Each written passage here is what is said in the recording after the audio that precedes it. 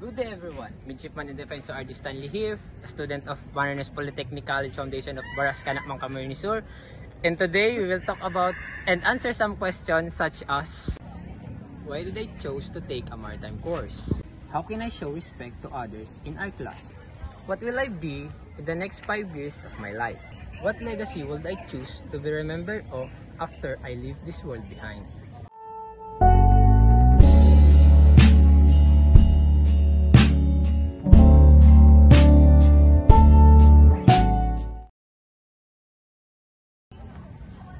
The reason why I choose a maritime course, specifically Bachelor of Science in Marine Engineering, is to use it as a stepping stone to become a maritime business professionals and able to give my hardworking parents a better life that they deserve.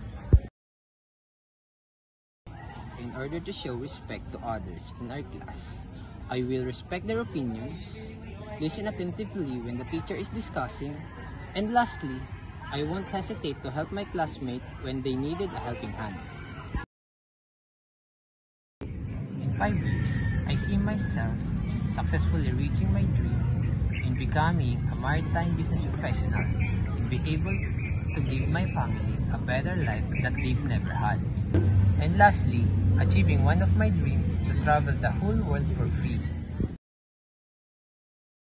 The legacy I will choose to leave this world behind to remember as being inspirational for my siblings to become a next seafarer for my family.